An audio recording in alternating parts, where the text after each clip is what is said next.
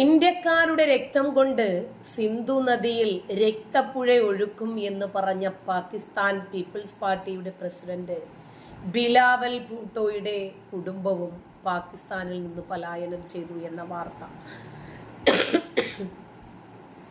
വളരെ സന്തോഷകരമായ വാർത്ത കേട്ടാണ് ഇന്ന് ഉണർന്നത് തന്നെ. വളരെ എക്സൈറ്റ്മെന്റ് പോലെ തോന്നി. കാരണം ഇന്ത്യയോട് കൊമ്പു കോർക്കുമെന്ന് പറഞ്ഞ് വെല്ലുവിളിച്ച് വലിയ വീരവാദങ്ങളൊക്കെ പറഞ്ഞ് പാകിസ്ഥാനെ ഇന്ത്യക്കെതിരെ തിരിച്ചുവിട്ടു. എന്നിട്ട് ആ വെല്ലുവിളിച്ച ആളുകളൊക്കെ രക്ഷപ്പെടുകയും ചെയ്തു. പാവം ഇരകളായി കുറച്ച് സൈനികരെ ഇട്ടുകൊടുത്തു. ഏതാണ്ട് പട്ടാള ക്യാമ്പുകളൊക്കെ ശൂന്യമായി എന്നാണ് കേട്ടത്.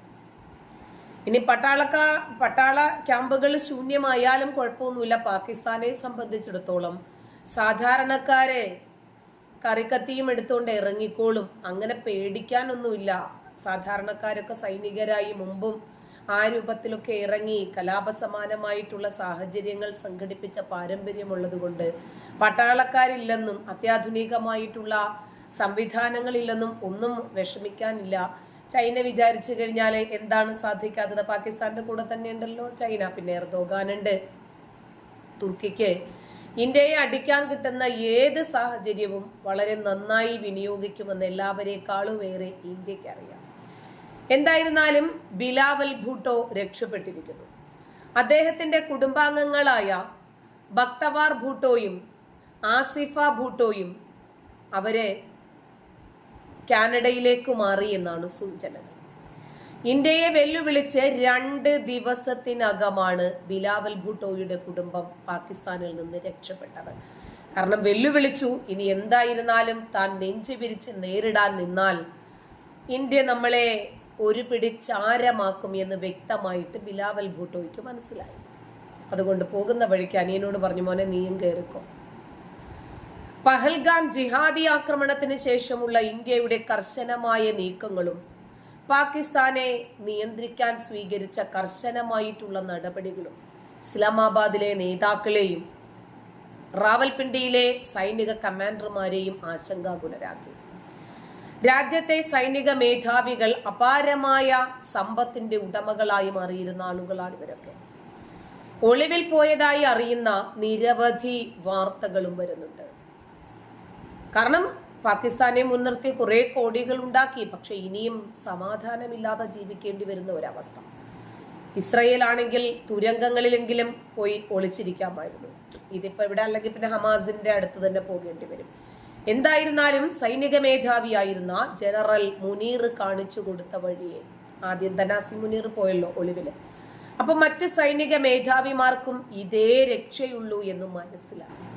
പഹൽഗാമിൽ ആക്രമണം നടത്തിയ ഭീകരവാദികളിൽ ഒരാള് പാകിസ്ഥാൻ സൈന്യത്തിലെ കമാൻഡോ ആണ് എന്ന് NIA തിരിച്ചറിഞ്ഞിട്ടുണ്ട്. ഭീകരന്മാരിൽ ഒരാളായ ഹാഷിം മൂസയാണ് പാകിസ്ഥാൻ സൈനികനായിരുന്നു എന്ന വാർത്തകൾ പുറത്തു വരുന്നത്. 1.5 വർഷം മുമ്പ് 2 പാകിസ്ഥാനി ഭീകരർ ഇന്ത്യയിലേക്ക് നുഴഞ്ഞു കയറിയിട്ടുണ്ടായിരുന്നു. ഇതിൽ ഒരാളായ ഹാഷിം മൂസ പഹൽഗാം ആക്രമണത്തിലെ സൂത്രധാരന്മാരിൽ ഒരാളാണ്. ഇയാൾ പാക് സൈന്യത്തിന്റെ പാരാ കമാൻഡോ ആയിരുന്നു എന്നാണ് ഇപ്പോൾ പുറത്തു വരുന്ന വിവരങ്ങൾ. ഇയാള് പാക് സൈന്യത്തിനു വേണ്ടി പ്രവർത്തിച്ചിരുന്നു. ഇയാള് പിന്നീട് ലഷ്കർ ഇ തൊയ്ബ റിക്രൂട്ട് ചെയ്യുകയായിരുന്നു അത്ര ഇയാളാണ് പഹൽഗാം ആക്രമണത്തിന്റെ മുഖ്യ ആസൂത്രകന്മാരിൽ ഒരാൾ. മൂസ 2024 ഒക്ടോബറിൽ നടന്ന സേനാമാർഗ് ടണൽ ആക്രമണത്തിൽ ഉൾപ്പെട്ട വ്യക്തിയാണ് എന്ന് തിരിച്ചറിഞ്ഞിട്ടുണ്ട്. അന്ന് ആക്രമണത്തിൽ ഉൾപ്പെട്ട ഭീകരൻ ജുനൈദ് അഹമ്മദ് ഭട്ടിനെ സുരക്ഷാ സേന കഴിഞ്ഞ ഡിസംബറിലുള്ള ഒരു ഏറ്റുമുട്ടലിൽ വധിച്ചിരുന്നു. ഇയാളിൽ നിന്ന് കണ്ടെടുത്ത ഫോണിൽ നിന്നാണ് മൂസയും ടണൽ ആക്രമണത്തിൽ പങ്കാളിയായിരുന്നു എന്ന് കണ്ടെത്തിയത്.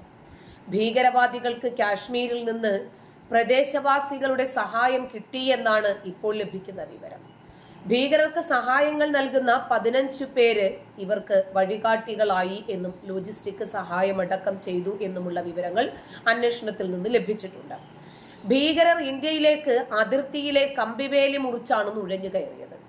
തുടർന്ന് ഇവർ പല ഭീകരാക്രമണങ്ങളിലും പങ്കെടുത്തിരുന്നു. പല തവണകളിലായി ഇന്ത്യയിലേക്ക് നുഴഞ്ഞു കയറി ഭീകരവാദികളിൽ ചിലരെ സുരക്ഷാ സേന ഏറ്റുമുട്ടലിൽ വധിച്ച വാർത്തകളും നമ്മൾ കണ്ടതാണ്. മൂസ ഉൾപ്പെടെയുള്ളവരെ മറ്റു ഭീകരവാദികൾക്കു വേണ്ടി തെരച്ചിൽ തുടരുകയാണ്. അതേസമയം ജമ്മുവിലേക്ക് കടക്കാൻ ഭീകരർ ലക്ഷ്യമിടുന്നു എന്ന സൂചനയും ലഭിക്കുന്നുണ്ട്. കഴിഞ്ഞ ദിവസം തെക്കൻ കാശ്മീർ മേഖലയിലാണ് ഭീകരരുടെ സാന്നിധ്യം കണ്ടെത്തിയത്. ഭീകരർ ജമ്മുവിലെ അതിർത്തി മേഖലയിലേക്ക് സഞ്ചരിച്ചതായിട്ടാണ് റിപ്പോർട്ടുകൾ സൂചിപ്പിക്കുന്നത്. ഭീകരർക്കായിട്ടുള്ള തെരച്ചിൽ സൈന്യം ഊർജിതമാക്കിയിട്ടുമുണ്ട്. ഇതിനിടയിൽ ഭീകരർ സഞ്ചാരികളുടെ മൊബൈൽ കവർന്നതായും മൊഴി പുറത്തു വന്നിട്ടുണ്ട്. 2 സഞ്ചാരികളുടെ ഫോണുകളാണ് ഭീകരർ കൊണ്ടുപോയത്. ഈ മൊബൈൽ ഫോൺ കേന്ദ്രീകരിച്ചും അന്വേഷണം നടക്കുന്നുണ്ട്. ഏപ്രിൽ 22-ാം തീയതിയാണ് പഹൽഗാമിലെ ബൈസറൻ വാലിയിൽ ഭീകരാക്രമണം ഉണ്ടാകുന്നത്. പൈൻ മരങ്ങൾക്കിടയിൽ നിന്ന് ഇറങ്ങി വന്ന ഭീകരർ വിനോദസഞ്ചാരികളെ വെടിവെച്ച് കൊല്ലുകയായിരുന്നു. 26 പേരാണ് പഹൽഗാം ഭീകരാക്രമണത്തിൽ കൊല്ലപ്പെട്ടത്. സംഭവത്തിൽ ഉൾപ്പെട്ട ഓരോ ഭീകരനെയും കണ്ടെത്തി അവർക്ക് ചിന്തിക്കാവുന്നതിലും അപ്പുറം വലിയ ശിക്ഷ നൽകുമെന്ന് പ്രധാനമന്ത്രി നരേന്ദ്രമോദി നേരത്തെ തന്നെ പറഞ്ഞിരുന്നു. ഇതിന് പിന്നാലെ ഇന്ത്യയിൽ നിന്നും കനത്ത തിരിച്ചടിയാണ് പാകിസ്ഥാൻ നേരിട്ടുകൊണ്ടിരിക്കുന്നത്. ഇതിനിടയിൽ ബൈസറൻ വാലി സിപ്പ് ലൈൻ ഓപ്പറേറ്ററെ NIA-യും ജമ്മു കാശ്മീർ പോലീസും ചോദ്യം ചെയ്തു വരുന്നുണ്ട്. വെടിയൊച്ച കേട്ടിട്ടും സിപ്പ് ലൈൻ ഇയാൾ പ്രവർത്തിപ്പിച്ചു എന്നും ഇതിന്റെ അടിസ്ഥാനത്തിൽ ചോദ്യം ചെയ്യാനുമാണ് തീരുമാനം. എന്നാൽ ഭീകരർ ജമ്മുവിലെ അതിർത്തി മേഖലയിലേക്ക് സഞ്ചരിക്കുന്നതായിട്ടാണ് റിപ്പോർട്ടുകൾ. ഭീകരർക്കായിട്ടുള്ള തെരച്ചിൽ സൈന്യം ഊർജിതമാക്കിയിട്ടുണ്ട്. ഇതിനിടയിൽ ഭീകരർ സഞ്ചാരികളുടെ മൊബൈൽ ഫോൺ കവർന്ന മൊഴി പുറത്തു വന്നതിനനുസരിച്ച് അതിന്റെ ലൊക്കേഷൻ സെർച്ച് ചെയ്യുന്നുണ്ട്. പക്ഷെ മൊബൈൽ ഫോൺ സ്വിച്ച്ഡ് ഓഫ് ആണ് എന്നാണ് കേൾക്കുന്നത്. ഏപ്രിൽ 22-ാം തീയതിയാണ് പഹൽഗാമിലെ ബൈസറൻ വാലിയിലെ ഭീകരാക്രമണം റിപ്പോർട്ട് ചെയ്യുന്നത്. പൈൻ മരങ്ങൾക്കിടയിൽ നിന്ന് ഇറങ്ങി വന്ന ഭീകരർ എങ്ങനെയാണ് അവരവിടെ എത്തിയത്? പ്രദേശവാസികളിൽ ആരൊക്കെയാണ് അവരെ സഹായിച്ചിട്ടത്? ആ സഹായിച്ച ഓരോരുത്തരെയും കണ്ടെത്തി അവരുടെ വീടുകളടക്കം തകർത്തുകൊണ്ടിരിക്കുകയാണ് ഇപ്പോൾ ഇന്ത്യൻ ആർമി. നമ്മുടെ രാജ്യത്താണ് ഒരു ഭീകരാക്രമണം ഉണ്ടായിരിക്കുന്നത്. ഈ പശ്ചാത്തലത്തിൽ രാജ്യം ഒറ്റക്കെട്ടാണ് എന്ന് തെളിയിക്കാൻ പ്രത്യേക പാർലമെന്റ് സമ്മേളനം വിളിക്കണമെന്ന് ആവശ്യപ്പെട്ടിരിക്കുകയാണ് ലോക്സഭാ പ്രതിപക്ഷ നേതാവ് രാഹുൽ ഗാന്ധി. ഏപ്രിൽ 22-ാം തീയതി ജമ്മു കാശ്മീരിലെ പഹൽഗാമിൽ നടന്ന ഭീകരാക്രമണത്തിന്റെ പശ്ചാത്തലത്തിൽ പാർലമെന്റിന്റെ 2 സഭകളുടെയും പ്രത്യേക സമ്മേളനം ആവശ്യപ്പെട്ടിരിക്കുകയാണ് രാഹുൽ ഗാന്ധി. ആക്രമണം എല്ലാ ഇന്ത്യക്കാരെയും പ്രകോപിപ്പിച്ചിട്ടുണ്ടെന്നും ഏകീകൃത പ്രതികരണത്തിന്റെ ആവശ്യകതയുണ്ടെന്നും അദ്ദേഹം കത്തിൽ ആവശ്യപ്പെട്ടു. പഹൽഗാമിലെ ഭീകരാക്രമണം ഓരോ ഇന്ത്യക്കാരനെയും പ്രകോപിപ്പിച്ചിട്ടുണ്ട്. ഈ നിർണായകമായ സമയത്ത് ഭീകരതയ്ക്കെതിരെ നമ്മൾ ഒരുമിച്ച് നിൽക്കും എന്ന് ഇന്ത്യ കാണിച്ചു കൊടുക്കണം.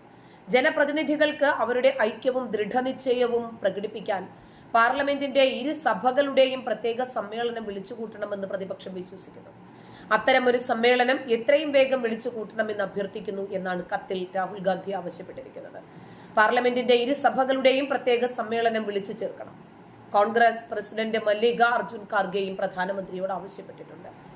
ആക്രമണത്തിൽ സംയുക്തമായിട്ടുള്ള നിലപാട് പ്രകടിപ്പിക്കുന്നതിന് വേണ്ടിയുള്ള വേദിയായിരിക്കും നിർദ്ദിഷ്ട സമ്മേളനം എന്ന് ഖാർഗെ കത്തിൽ ചൂണ്ടിക്കാണിച്ചു.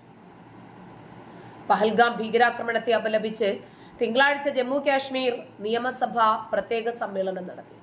ആക്രമണത്തെ ശക്തമായി എതിർക്കുന്നെന്നും ഇരകൾക്കും അവരുടെ കുടുംബാംഗങ്ങൾക്കും ഐക്യദാർഢ്യം പ്രഖ്യാപിക്കുന്നതിനുള്ള പ്രമേയവും സമ്മേളനത്തിൽ പാസാക്കി. ഭീകരാക്രമണത്തെ അപലപിച്ചുകൊണ്ട് ജമ്മു കാശ്മീർ ഉപമുഖ്യമന്ത്രി സുരീന്ദർ ചൌധരി സമ്മേളനത്തിന്റെ തുടക്കത്തിൽ തന്നെ പ്രമേയം അവതരിപ്പിച്ചു. സുരക്ഷാ കാര്യങ്ങൾക്കായിട്ടുള്ള മന്ത്രിസഭാ സമിതി യോഗത്തിന് ശേഷം കേന്ദ്ര സർക്കാർ പ്രഖ്യാപിച്ച നയതന്ത്ര നടപടികൾക്ക് സഭ ഒറ്റക്കെട്ടായി പിന്തുണ പ്രഖ്യാപിച്ചു. എന്നാൽ പഹൽഗാം ഭീകരാക്രമണത്തിൽ പാകിസ്ഥാനെ രൂക്ഷമായി വിമർശിച്ച് ഇന്ത്യ UN-ൽ രംഗത്ത് വന്നിട്ടുണ്ട്. പാകിസ്ഥാൻ തെമ്മാടി രാജ്യമാണ് എന്ന ഐക്യരാഷ്ട്രസഭയിലാണ് വിമർശനം ഉന്നയിച്ചത്. ഭീകരതയ്ക്ക് ഇരയായവരുടെ പുനരധിവാസം ഉൾപ്പെടെയുള്ള കാര്യങ്ങൾക്കായിട്ടുള്ള UN-ന്റെ വിക്ടിംസ് ഓഫ് ടെററിസം നെറ്റ്വർക്കിന്റെ രൂപീകരണ യോഗത്തിലാണ് ഇന്ത്യ വിമർശനം ഉന്നയിച്ചത്. പാകിസ്ഥാൻ ഭീകരവാദത്തിന് വെള്ളവും വളവും ഇടുന്ന രാജ്യമാണ്. ഭീകരവാദവുമായി ബന്ധപ്പെട്ട് ലോകത്ത് അസ്ഥിരതയുണ്ടാക്കാൻ അവർ എന്തൊക്കെയാണ് ചെയ്തുകൊണ്ടിരിക്കുന്നത് എന്ന് പാകിസ്ഥാൻ പ്രതിരോധ മന്ത്രി ഖ്വാജ ആസിഫിന്റെ വാക്കുകളിലൂടെ കഴിഞ്ഞ ദിവസം പ്രകടമായതാണ് എന്നാണ് ഇന്ത്യയുടെ സ്ഥിരം പ്രതിനിധിയായിട്ടുള്ള ജോയ്ന പട്ടേലിന്റെ വിമർശനം. ഇതിനെ ഒരു തുറന്ന കുറ്റസമ്മതം എന്ന് തന്നെയാണ് ജോയ്ന പട്ടേൽ വിമർശിക്കുന്നത്. പഹൽഗാം ഭീകരാക്രമണവുമായി ബന്ധപ്പെട്ട് ഇന്ത്യയെ പിന്തുണച്ച ഐക്യരാഷ്ട്രസഭയ്ക്കും അന്താരാഷ്ട്ര സമൂഹത്തിനും പട്ടേൽ നന്ദിയും പറഞ്ഞു. പഹൽഗാമിലുണ്ടായ ഭീകരാക്രമണത്തെ തുടർന്ന് ലോകമെമ്പാടുമുള്ള ലോക നേതാക്കളും സർക്കാരുകളും നൽകിയ ശക്തമായ പിന്തുണയ്ക്കും ഐക്യദാർഢ്യത്തിനും ഇന്ത്യയുടെ നന്ദിയും അറിയിച്ചു. അന്താരാഷ്ട്ര സമൂഹം ഭീകരതയോട് കാണിക്കുന്ന വിട്ടുവീഴ്ചയില്ലാത്ത നിലപാടിന്റെ തെളിവാണ് ഈ പിന്തുണയെന്നും പട്ടേൽ വ്യക്തമാക്കി. പതിറ്റാണ്ടുകളായി അതിർത്തി കടന്നുള്ള ഭീകര പ്രവർത്തനത്തിന്റെ ഇര എന്ന നിലയിൽ ഇത്തരം പ്രവർത്തനങ്ങളുടെ ഇരകൾ, കുടുംബം, സമൂഹം എന്നിവയിൽ ഉണ്ടാകുന്ന ദീർഘകാല പ്രത്യാഘാതങ്ങൾ ഇന്ത്യ മനസ്സിലാക്കുന്നു എന്നും അവർ പറഞ്ഞു.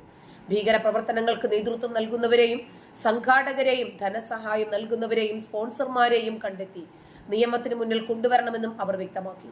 ഭീകര പ്രവർത്തനങ്ങളുടെ ഉദ്ദേശം എന്ത് തന്നെയായിരുന്നാലും ശരി, എവിടെയായാലും എപ്പോഴായാലും ന്യായീകരിക്കാൻ സാധിക്കില്ല. എല്ലാ രൂപത്തിലുമുള്ള ഭീകരവാദത്തെയും നിസ്സംശയം അപലപിക്കേണ്ടതുണ്ടെന്നും പട്ടേൽ തുറന്നു പറഞ്ഞു.